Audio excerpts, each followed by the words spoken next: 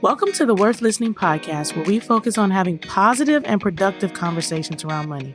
I'm your host, Lauryn, a 4-time Olympian and certified financial planner. On this show, my guests share their money stories.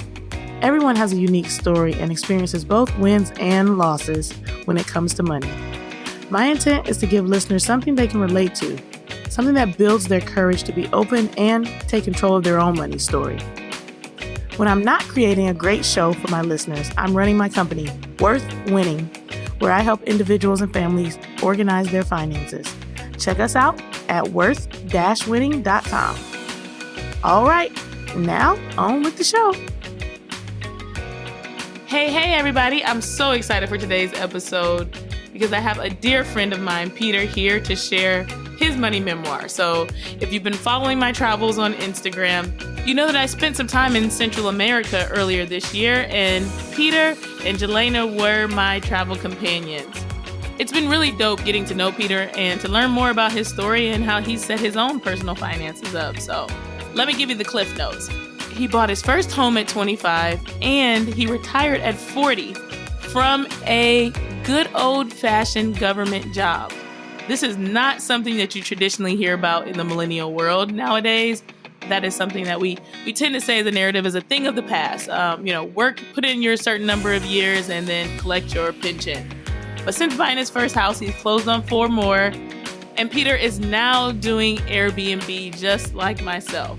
I thought this would be the perfect episode for the two of us to do together because, as you all know, I like everyone to know about the things that can go wrong when you decide to get into renting real estate. There's so much glamorization and how wonderful it is and how it's mailbox money, but that has not been in my experience at all.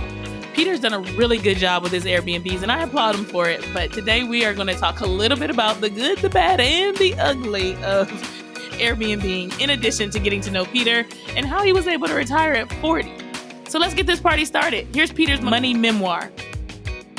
I am super excited to be talking to my homie Peter today. We were just talking offline about the idea that he is a old millennial. He barely made it. So for those who don't know, millennials are now 41 to 26 years old. So if you're not inside that window this year in 2022, you're not a millennial. Peter barely made it, but he likes to tell me that he's a millennial, even though he be acting real Gen X sometimes.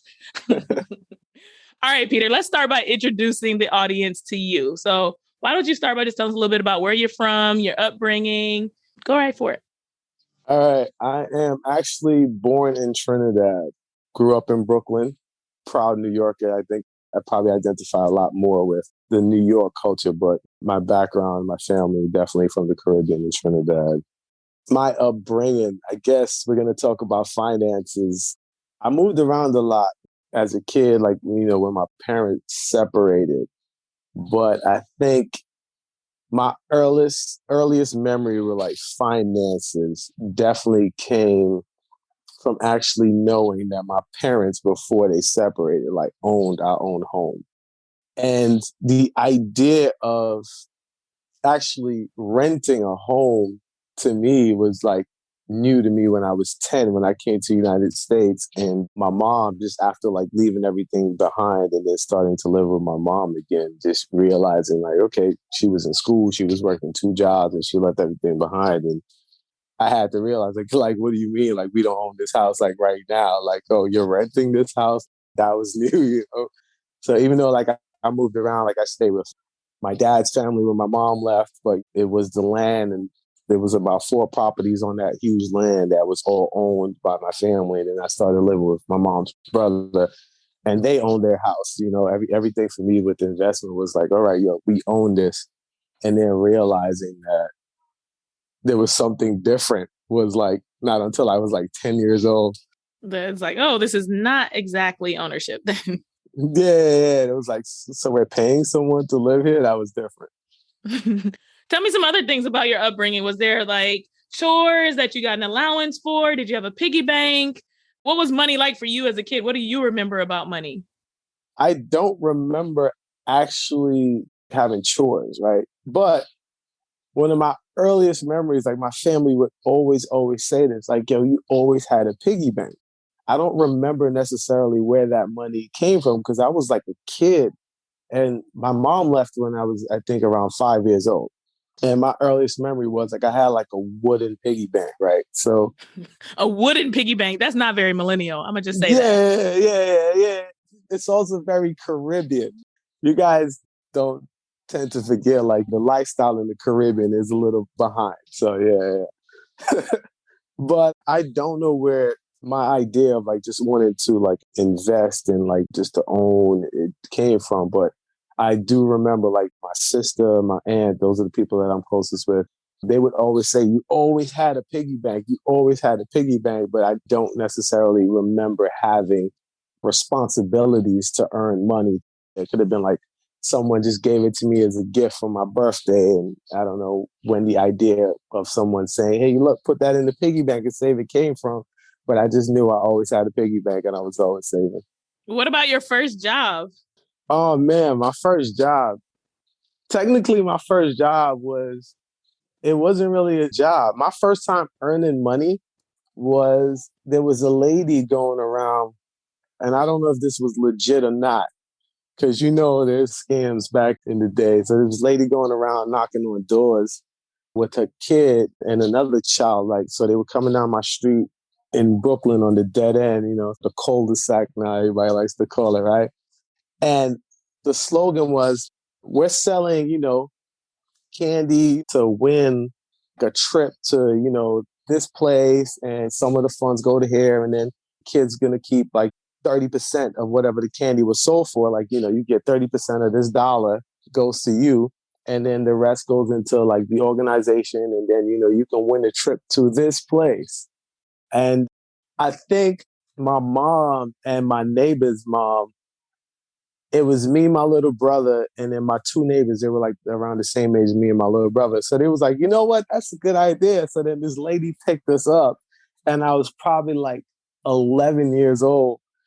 And she started like driving us around. Like, she's like, all right, I'm going to drop y'all off. You're going to walk down this block. You're going to knock on the doors. You're going to say the little spiel. Do you feel like you were successful though? Was that like a successful businessman? Were people mostly giving you money? Were they close the door in your face? Did you get acquainted with rejection? No. I think being in the early millennial days, I think I always talk about like a sense of community. I absolutely love my neighborhood that I grew up in because I felt like I knew everyone on my block, the next 4 blocks north, the next 4 blocks east and west, right? So people were a lot nicer. So just going around knocking on the doors, if they didn't want it, they didn't want it. A lot of people, if they didn't have it, they didn't have it.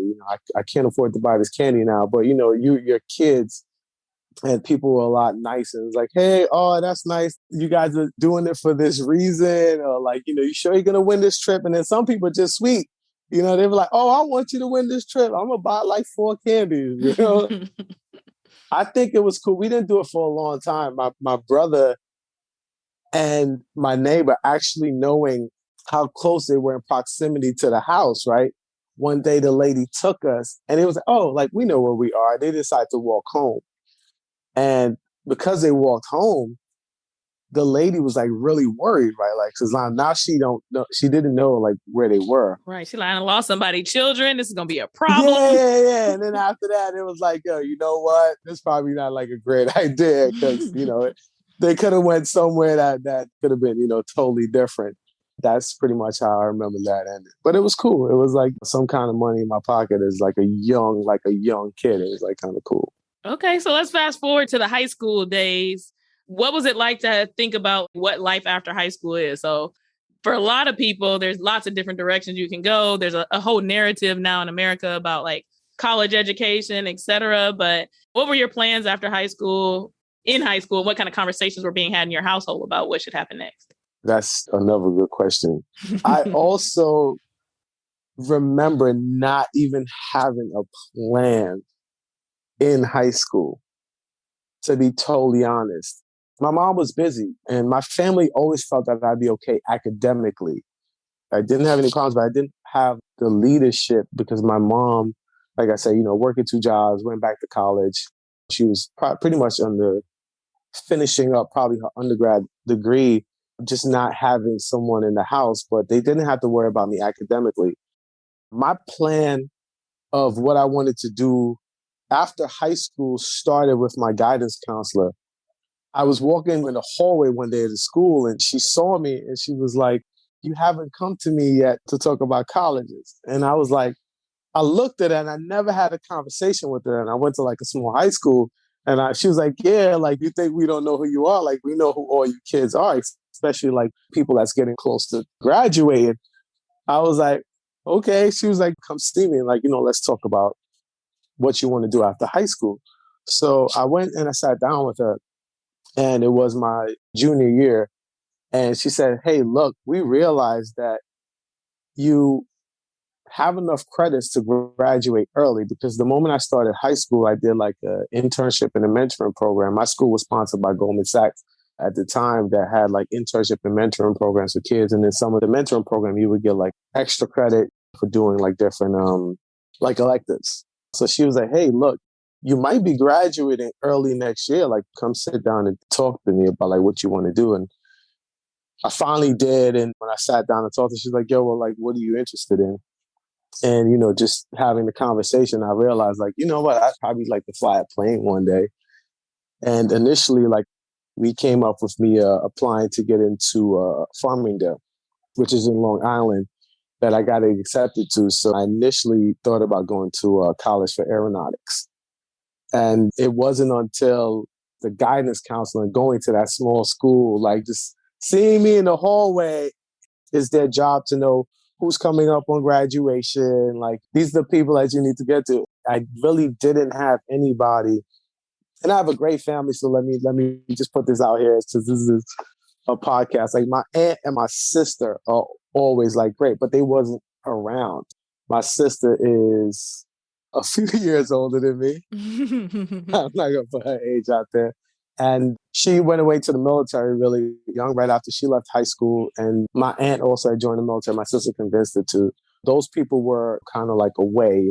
Was never a thought for you to follow in their footsteps and go to the military? No, wasn't even a thought. My sister, she tried to recruit. She was like, "Hey, do it." It was a thought later on, but this is like much later on in my life. Probably not until I started doing the fire department, which we'll probably get to later. Right. So what happened? You said there was aeronautics school, but I know that's not where you ended up. So tell us what did happen. What did you pursue after high school? I went to college and then dropped out.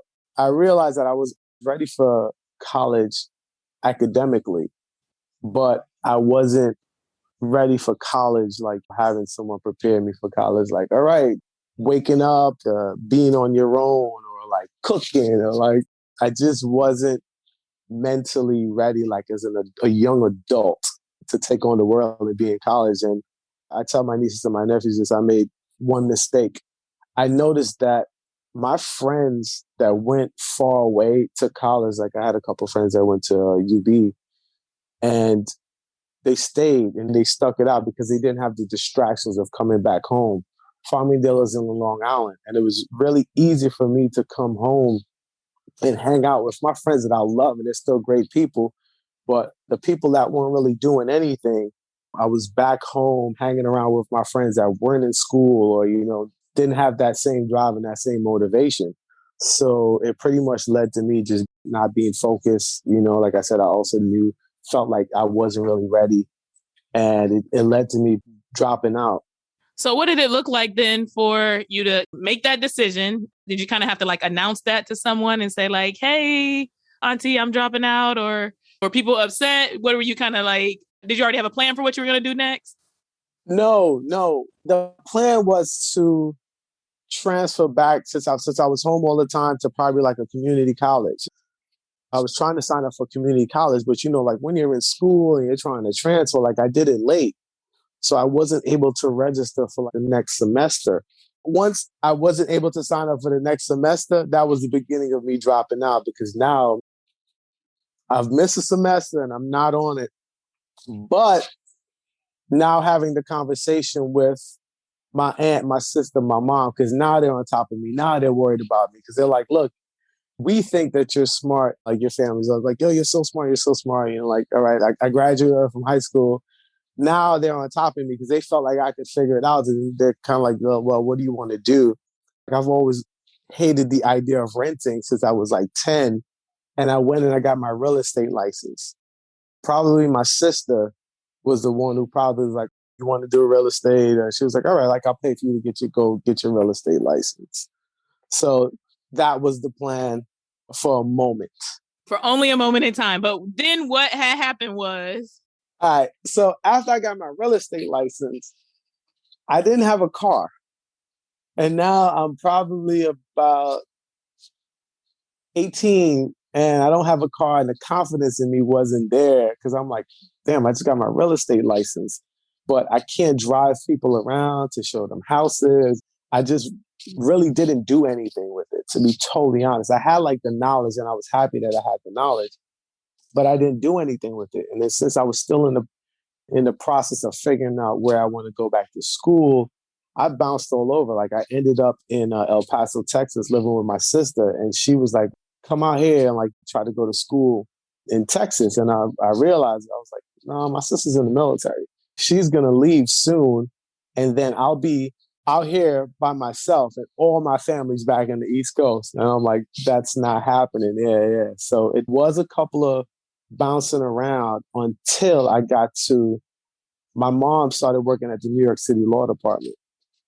And I went in to pick up my resume.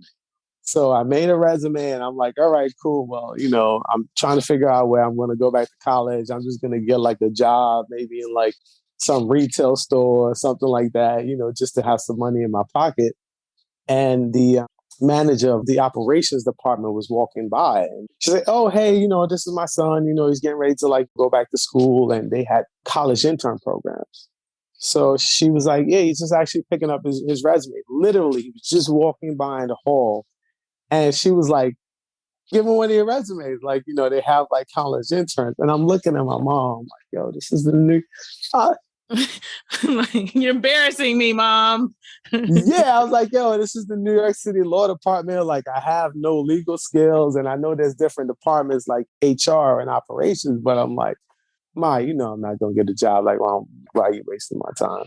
But eventually, with the city, everything is like really, really, really, really, really slow. So I started actually working in a department store, and I ended up doing a semester at the community college, and they called me back. So I started working for the city, and just knowing that I always hated renting, while I was there, I started saving. And, at that time, I was still with my mom.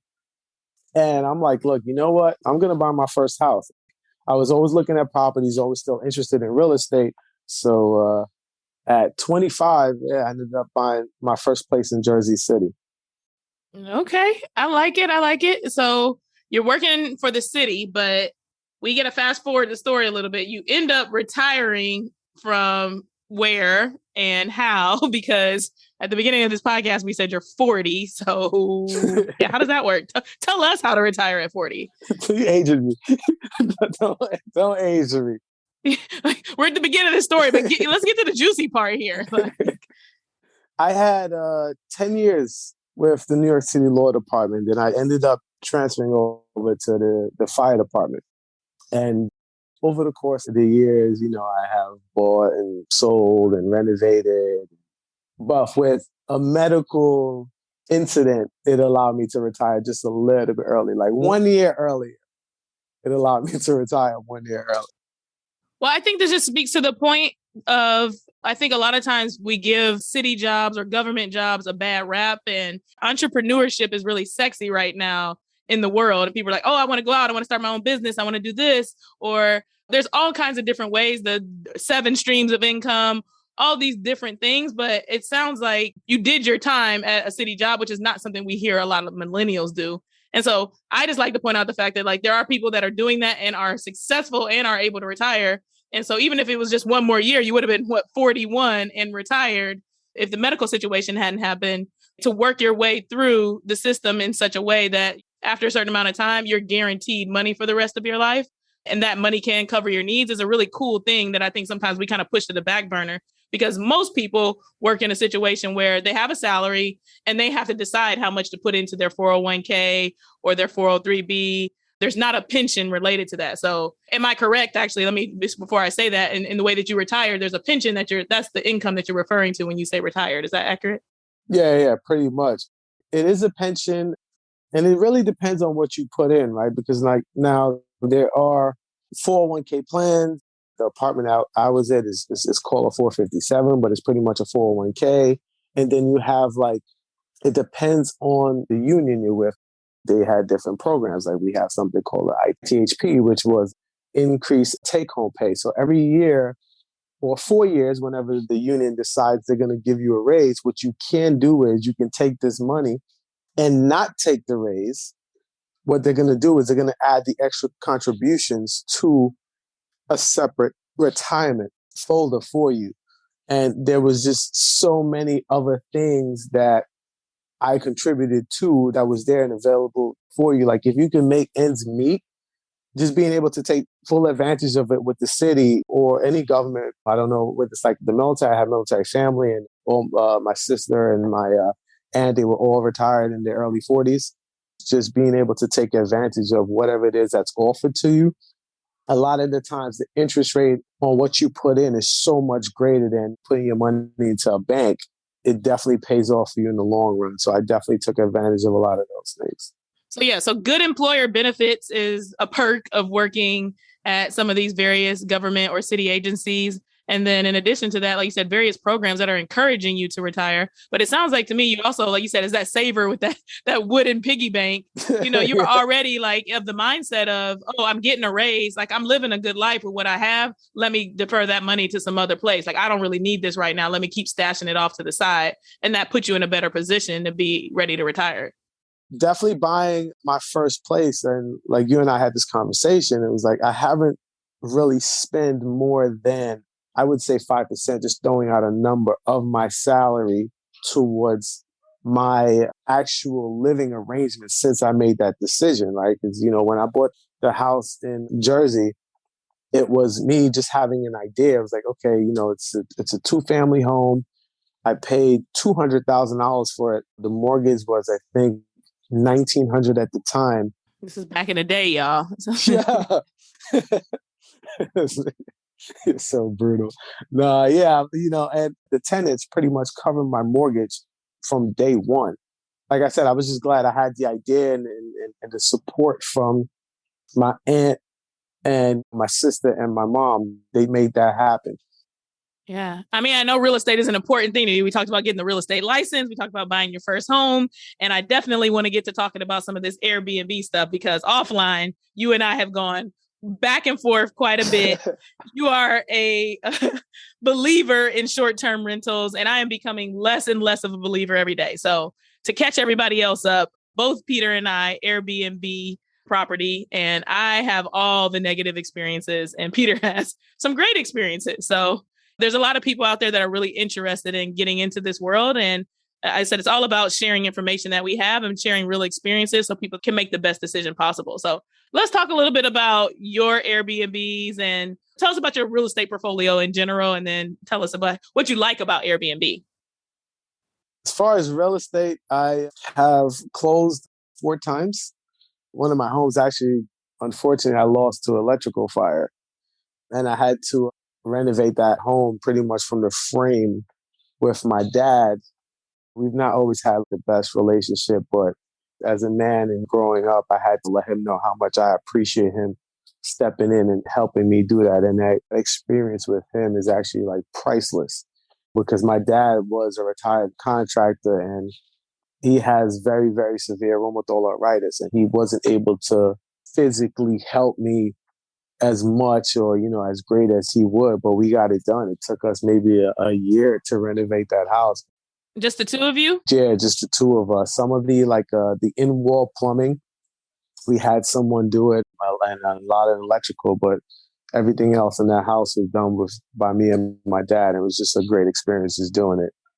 So I'm hearing as a lesson number 1 that having somebody on your team who knows the world of fixing things up, because with homes come home improvements, home maintenance. And in your case, like you said, a really big situation where you could have been dealing with lots and lots of contractors because of the huge fire, it was a really cool experience that brought you and your family together, but also his knowledge, like you said, he couldn't do the physical piece of it, but the knowledge and the expertise is what was very valuable in this situation that other people who might be renting may not have available to them. They had to pay for.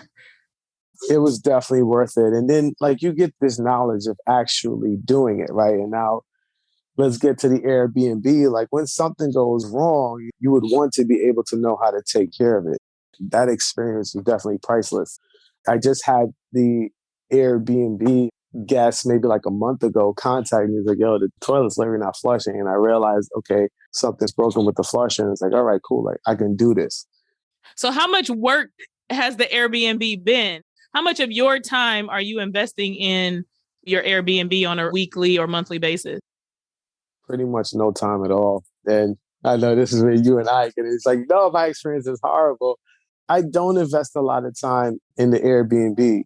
I believe in what I want and how I have my Airbnb set up and the rules that I put for myself, just dealing with tenants from being an owner at a young age, just what I wanted. So I would say outside of having a cleaning person, and I think the Airbnb, and now that you're doing it, you can relate. I think outside of buying supplies and having it inside the house, that's all I feel like I really need to do to run it and then maintain the app. So I'm not putting a lot of time in it outside of approving or declining guests and just blocking off which days that I want open for friends and family or outside of that. But I'm not putting a lot of time in it because once the place is clean, which I use a cleaning person for, I stock it with the things that you need, like toilet paper, paper towels, water that I like to add. So there is an investment of time related to you being home to be able to put the toilet paper in the place and water bottles, et cetera. Like, how does that stuff get into the house? And then also like the chain being broken. Like if you were out of town when that happened, what would you have done in that situation? Okay. So as far as me saying, like, my cleaning person would set that up. I buy all those things in bulk. And now my cleaning person is technically also working as someone that is helping me manage this place because it's very simple. Okay, cool. Everything is there. The water is in this area. You just go, you pick out 4 to 6 bottles. You just make sure you put that in the fridge. Everything is there for the cleaner person to set it up. So it's like once the guest leaves, my cleaner person comes in, everything is there. I just go buy things in bulk. So it's not a lot of time. Maybe once every 2 months, I'll go and get about 4 cases of water, a huge bulk of paper towels, just to keep those little things that they'll need inside of the unit. Gotcha. Hey, pardon the interruption, but I didn't know if you all had registered for Death, Dollars, and Daiquiris yet. It's my estate planning webinar for young moneymakers, and it's taking place on June the 30th. I know, no one wants to talk about death, but it's going to be a collaborative, fun environment to talk about a very morbid topic. I'm really passionate about making sure that everyone understands the importance of having an estate plan in place, but I'm also dedicated to keeping it fun. So I'm going to share my signature daiquiri recipe with you. We'll jump in and we'll teach you tons of things you need to know about why estate planning is important for you as a young professional, whether you have kids, whether you have lots of money or not. This is not for rich people. This is not only for old people. It's not only for people with kids. Estate planning is for everybody, and you need to be there. I'll throw the link to register in the show notes. All right, back to the show. What about, you said approving or declining guests? What's kind of your criteria for approving versus declining guests, and what should other hosts know? I am huge on no locals. And I know for me, my community, like you have to know your community, your neighborhood. So my home is in Crown Heights in Brooklyn that I Airbnb. And you have to realize that this is not downtown Brooklyn. This is not Carroll Gardens. This is not Borum Hill, which are like really, really nice neighborhoods, Park Slope, right? So for me, one big rule is no locals. I don't accept locals. If you are a local, and I don't see a purpose for you to rent my Airbnb, especially for yourself. If you're trying to rent my Airbnb, maybe for your family coming into town for an emergency, that makes sense. but you have to know the community that you're in. If you're a local, to me, outside of wanting to throw in a party or hang out, I feel like there's no need for someone to come to my place. And I feel like that's a recipe for disaster. So I never accept locals. That's one of the things that I'm big on. What are some of the other things we can find in your listing? Like, it sounds like you said no parties. Like, I see that's getting more and more popular with Airbnbs. Like, everybody's putting a clear no parties allocation on there. Yeah, I make sure I have that in the rules. Like, I have a decent sized backyard for New York City standards, and people are always asking me, hey, do you have an outdoor space? And I'm just kind of like, no.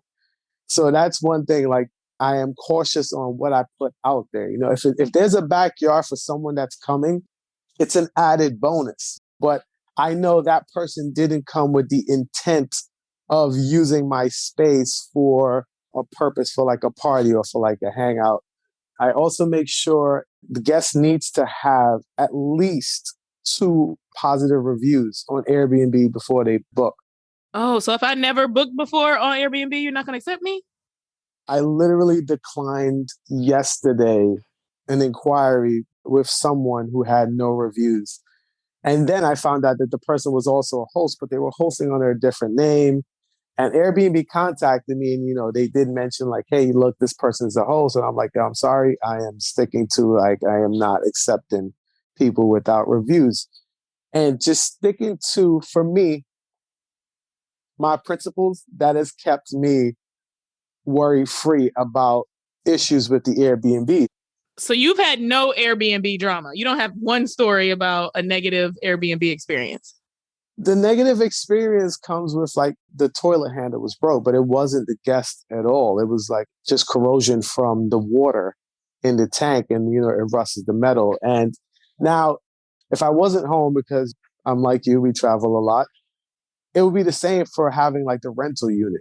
If my tenants say, hey, look, the stove's not working or the toilet's not flushing, that moment I would just decide, okay, what do I need? What's wrong? Do I need to call a plumber? And I've always looked at investing in real estate as I'm not spending my money, I'm spending their money, right? So my tenants is paying me. I don't pay anything towards this mortgage. I'm saving some of it. I have income coming in. It's really easy for me to get on the phone and find a 24-hour plumber or electrician or whatever it is I need at that moment to fix that solution and just get it done. I believe in just getting it done and getting it done right away and not having to worry about it. But it's not much of my physical time actually being there. If I'm not there, I can still manage it. It's just me opening up the wallet. And like I said, I never feel like it's my money. They're paying me money to rent the unit, so I'm going to use their money to fix it. And it just makes it a lot easier for me to move around my... I like that mindset. I like that mindset a lot. So, okay, Peter is the one that is Airbnb extraordinaire. I'm going to tell you all, me over here, so I need Peter to give me some advice, and I want you all to listen in on this conversation. So here's a few things, just a few that I've experienced, and you can pick out which ones you want to respond to. Okay. So check-in times. I've had people that want to show up at midnight. So a booking typically goes like a hotel. And sometimes people don't get this when they go to a hotel. It's like, you can't check in till 3 p.m. And then by the next day, you need to check out at 11. It's so that they have time to clean the room and turn it over for the next place. So someone will book the place for June 15th and they'll try to be like, oh, we're getting there at midnight on June 15th. And it's like, no, the person who's staying from the 14th and checking out on the 15th will still be there. So you can't arrive at that time. And even if it's not booked, you needed to pay for an extra day because you're within a window where the place needed to be cleaned the day before. But I get people who kind of argue with that. I've had people come and stay and they had cats that scratched up all of the chairs in my home, every single one of them. And then I didn't know there were cats in the home. They told me that they had a dog. They did have a dog, but they had 2 dogs and 3 cats in my place. And on that same note, I had people lie about the number of guests. So most recently, I had someone say it was 4 people, which my Airbnb is 2 bedrooms. And then there's an office. There's a 3rd bedroom that's being used as an office. So there's only place for 2 sets of people to sleep. So 2 spouses or 4 people total. I'm fine with that. It ended up being 4 children, 2 dogs, and 2 adults. So 6 people in a home that's not meant for 6 people. It's 1,100 square foot home. The 2 dogs ended up giving the house fleas. So that was a whole nother thing that I had to deal with. And then how do you prove that you had fleas, that they were the ones that gave the fleas, when fleas kind of take a while to show up, but no one else checked in between them? And it has taken me literally 30 days. I'm in the midst of this right now. Like, this is the first time I've been in this place. Actually, this is the Airbnb background. I'm at it right now because we're doing some gardening today, but fleas was a thing. So I had to, 2 sets of flea bombs. Then I had to get an exterminator. Then I had a problem with the first exterminator, had a second one come. That was a whole nother thing. Then what about when people say like, oh, I'm checking, everything was great, thank you so much. And then a month later, it wasn't a month later, it was like 2 weeks later, they said that they had a problem. It was the worst Airbnb. Here's a picture of all the different things that went wrong. I checked in on these people multiple times while they were staying at the place. Everything was fine. And now they're trying to get their money back. Like, when I tell you I have had all the Airbnb things happen, that's not even all the list. But go, tell me what I should do differently, Peter. All right. My experience, I think I can help with all of them. So one is check-in, then we have the pets, we have the occupancy, and then I guess bad or late reviews. The check-in, I make sure I have program locks on the unit that they need to get in, electronic locks. So if someone needs to check in at 1 a.m. or anytime after the check-in at 3 p.m., which mine is set for, they can do that. They don't need me there. And, there shouldn't be an issue with check-in. One of the issues that you mentioned is like, check-in and check-out, you have different people coming. One of my rules is I always block 1 day after a booking. I actually tried setting it where I would have people checking out the same day someone is checking in, and I felt like the window was too tight. So for me, just being able to manage it, you'll have people coming from different countries. And a lot of times they would ask, hey, our flight is leaving at really late in the evening or in the night. Can we leave our luggage here? Or, can we have some more time in? And I want to be able to allow them that flexibility. It just looks better on my part. It is a business, and a lot of it is the reviews.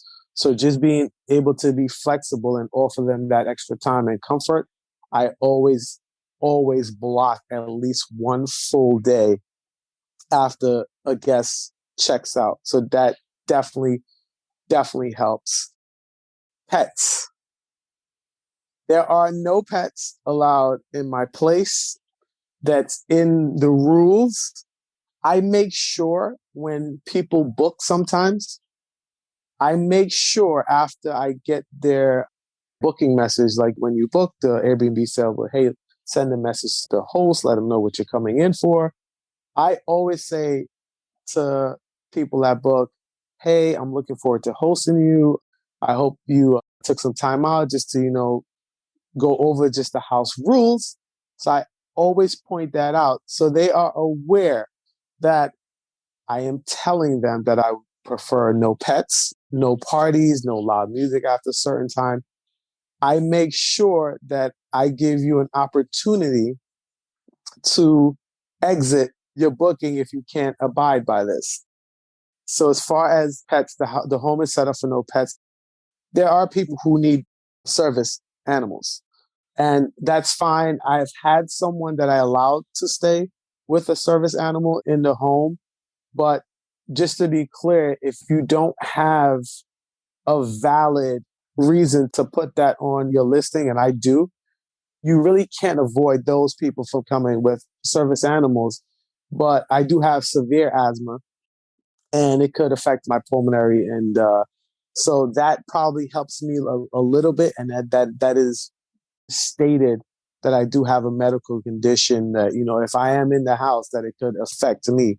But outside of that, it's clear if you don't want animals in the home, you put it in the listing, you put it in your rules, and then you remind them of the rules that you have for your home. And that includes partying or loud music or extra guests, extra people.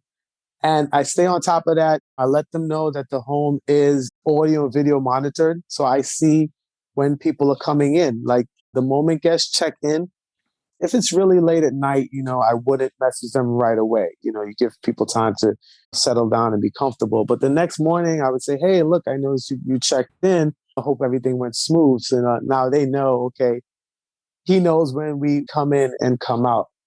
If I notice additional people on the booking reservation enter the home because there are cameras, I will let them know like right away, hey, I noticed you have one or two people more that's on your booking reservation. I remind them that the reservation is for whatever number of people it's set for. And I let them know that there is a fee, and I set my fee pretty high. I think it's $100 extra per person per night. So if you enter the home, a lot of times people don't want to pay that extra fee.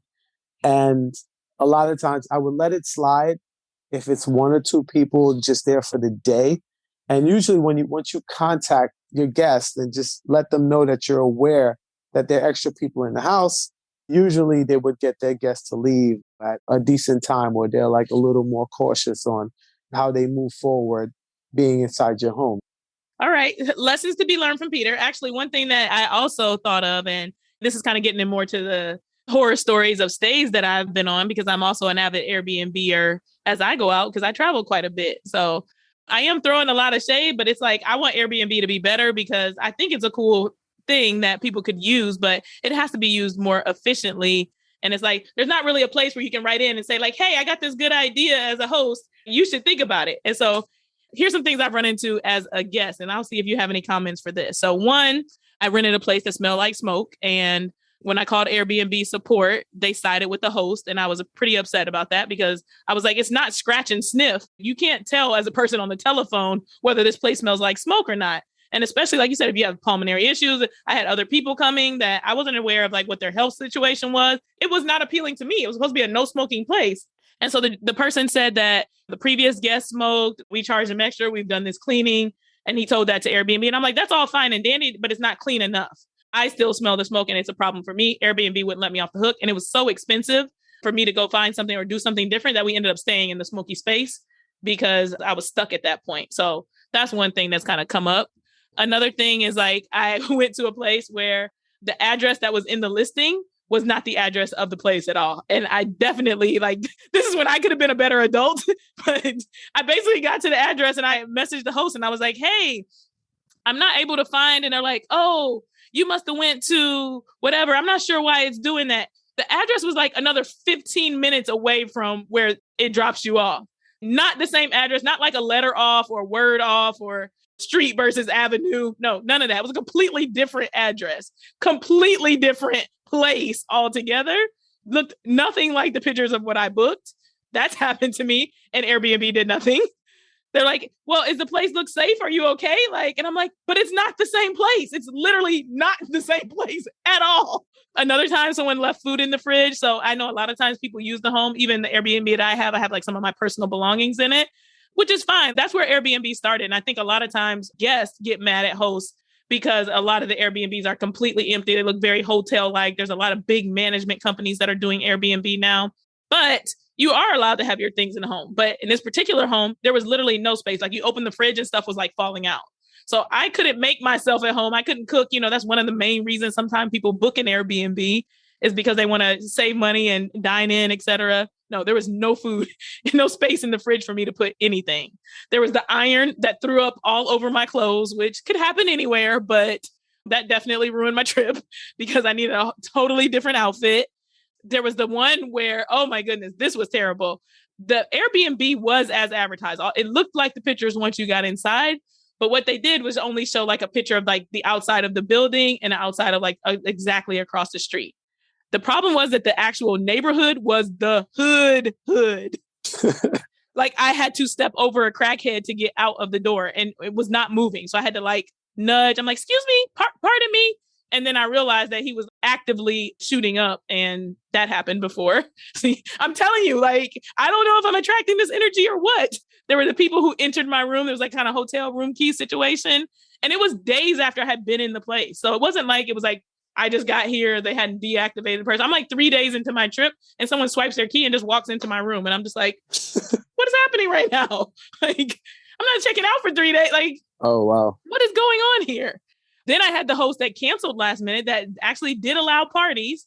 I was hosting an event. They canceled because they sold their house. So I had nowhere to stay and I couldn't find another place that would allow parties. So that happened. I'm telling you, my life is unbelievable. And now, last but not least, here's the one. This is what I'm actively going through right now. The host said that there's a contract that you must sign. And so this is what I have a really big issue with this. And I think that something needs to be done. Like, I'm not letting this go. It said contract must be signed. That's what they had in their listing. No parties, no events, contract must be signed. I go ahead and I hit the reserve button. I say the reason that I'm planning on coming. Hi, welcome. I'm a host. So I know, like you said, let people know what you got going on. I'm looking forward to having people over. I'm having a financial retreat, all this sort of stuff. I tell all the information. She actually accepts my offer and then sends me the contract 5 days later. They have a 48-hour cancellation policy. So 5 days later, I'm already locked in. I lose my money after 48 hours. I can't cancel anymore. The contract has all kinds of things in it that just like are not kosher in my mind. Think of a contract that it might as well have said, like, you must be a purple monkey to stay here. And so I call Airbnb. Well, at first I go to her and I say, hey, I don't meet the terms of your contract. I'm assuming that I would still get a full refund. I know there's a 48-hour cancellation policy, but since it's the contract, not actually me wanting to cancel, and she doesn't respond. I go again the next day, I hear nothing. I reach out to Airbnb. They say, oh, well, in the listing, it says that you have to sign a contract. But I'm like, what if the contract says you must be a purple monkey? Like, so every host out here, like, this is how we get money, Peter. If we want to be real grimy, we can just say must sign contract and don't tell anybody what's in the contract. I think whatever's in the contract needs to be in the listing, really, is how it should be. It should be clear as day. Like you said, give people an opportunity to be like, oh, no, this ain't for me. But if we want to be slimy like this person, what you can do is just say must sign contract and then send over a contract that's just completely unrealistic and then just keep all the money. We don't even have to host anybody in our home. We'll just collect all the money from people who want to host our home. Like, it's crazy. Okay, I know. I'm done. Go ahead. Give me some responses. I totally agree with you. That is something that you should be able to get your money back with. I can't express enough how much I agree with you on that. Like, you shouldn't be able to receive compensation without fully informing someone of what they're getting into, or at least having come into some kind of agreement. I try to be as informative as possible with my listing.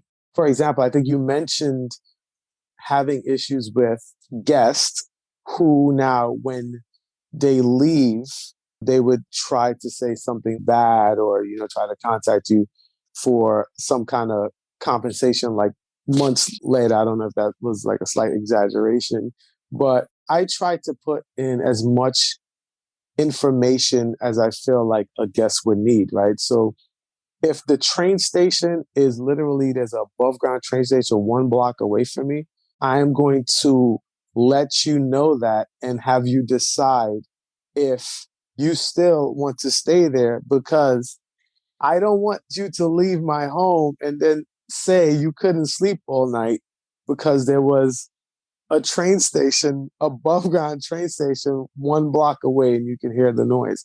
I make sure that is disclosed in the listing. So I totally agree with you. I feel like, especially for someone who is also a host, I feel like Airbnb should show you a little more support with that decision. I don't believe that you should have to pay anything for something that wasn't properly disclosed. And just being a host, and I'm pretty sure just being a person in good faith, I'm pretty sure you would probably do the same thing. Right. That's where I'm really messed up right now, is like, I can't believe this person has just like ghosted me completely. And I'm like, maybe something happened. And I'm like, no, like probably nothing happened, Lauryn. But I even put that in one of my messages, like, hey, hope everything's all right in your world. I know I don't know you as a person. You might be going through some things. Like, I kept it real respectful, but I feel like you're probably going to tell me I need to go to like therapy or something for all the Airbnb trauma I have. So no. Like, I totally get it. I just think figure out some of the things that you feel like you absolutely don't want to deal with as a host. So I had a friend who, he took my advice on the settings, like, make sure you at least get people with at least 2 reviews, but he was still getting a lot of local people. And I get it's because of the area. You have to know your market, where his home is. So what he did was he actually changed his setting to no instant booking. A lot of people And Airbnb will inform you that if you change your setting to no instant booking, they put you lower down in the pool where your property would be viewed. He's done that and he's had no issues. He said, look, you know what? He's still getting bookings. The place is still filling up. Be totally comfortable in setting your standards and just going with it. It might take a little bit of fluctuating with maybe just the price. Maybe if you're doing it at, let's just throw out a number, $250 a night, you might just need to lower down your rate to $225. It might take a little bit of tweaking to get it right, but it's totally okay. It's something that is your home and your investment to make sure you are totally comfortable with what you're getting as far as the people that you want in your home and how you want to host it. Just totally be comfortable in that because it is your space. I'm here for it. All right. So wise words from Peter as we wrap up are set expectations appropriately. Be very detailed when creating your listing. Look at other listings of places where you feel like they've done a really good job. Sometimes you go somewhere and you're like, gosh, they have a lot of rules. But maybe today I've given you a little insight into why there are so many rules in Airbnb. Peter, is there anything you want to share with the audience as we wrap it up? Don't be afraid to just invest and just to go for it. Because like I said, I pretty much bought my first home on an idea and just with the support of my family. I can't, express that enough. And just not even having that much money or enough money at that time, but just being able to clearly have the idea and execute it. If you feel like you want to do short-term rentals, just go for it. But just have your standards and stick to it. Because the moment you start bending on what you want and expect, and I feel like that's when things start to go wrong, right? Because you're now not working with your expectations. You're going on just having random people and experiences, and just you're probably setting just a monetary goal than an actual successful plan, just to maintain. Ooh, I like that. You can't be chasing the money. You have to have a plan in place and the money will come to you. Yeah, just set your standards and, just go with it and stick with it. I feel like I see a class being born. Peter's guide to Airbnb hosting. Nah, I can do this with you, but I can't do this all the time. Like I have one or two friends, they'll call me and they'll help them out, but I can't do it over and over and over again. All right. So tell the people where we can find you, how we can support you. If there's anything you want the audience to know before we head out. I am pretty much solely on Instagram. I do have a listing on my Airbnb on Instagram. If you want to just go and check it out, just to look at my settings and just see, the rules and stuff like that. Like I have friends that actually use my Airbnb just like as a blueprint, and they said it has worked for them. So if you want to do that, I am on just solely Instagram as P Figaro. That's Figaro, the number 46. And maybe if you're lucky and you want to message me and ask me some questions, then I'd probably do it. He's saying slide into his DMs, y'all. It's okay. He's trying to set that expectation again. And like, ooh, don't overwhelm me. I don't know how big this podcast is. Am I going to get 100 messages, Lauryn? Like, he's a nice guy. He doesn't like to be taken advantage of, but he's going to answer all the DMs. So just DM him, y'all. If you mention, hey, look, I listen to Lauryn's podcast. I need some help. Because Lauryn is amazing people, I'll try my best to respond and give you some advice. All right. This has been another episode. Thanks, Peter. All right, Lauryn.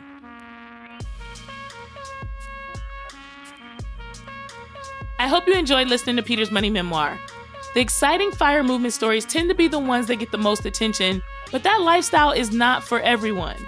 There's also the entrepreneurship is so sexy story, but that also is not for everyone. If you haven't gathered, it's sometimes not that sexy either. What I love about Peter's story is that he's kind of mixed what has worked for him, a little bit of FIRE, a little bit of entrepreneurship, good old-fashioned 9-to-5 traditional work, but his overall life is not a traditional career path. He found what worked for him and created a successful financial life in the midst of piecing together various things that fit well with what he was trying to accomplish. It is a great reminder of doing what works for you instead of trying to copycat what has worked from someone else. I love that Peter shared a simple way to save for retirement, and it was just taking advantage of getting raises and redirecting that to his retirement. If you're already doing okay with the lifestyle that you have, you're able to take your occasional vacation, your bills are paid, you're meeting your regular savings goal. When extra comes your way, why not reroute that towards your future so that you can have a little bit more flexibility to be able to do what you want when you want a little bit sooner?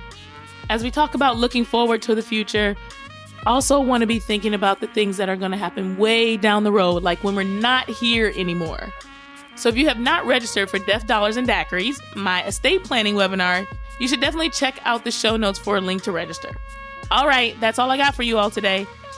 As always, if you've got suggestions for guests, questions, or you want to share your own money memoir, please do reach out to us, podcast@worth-listening.com.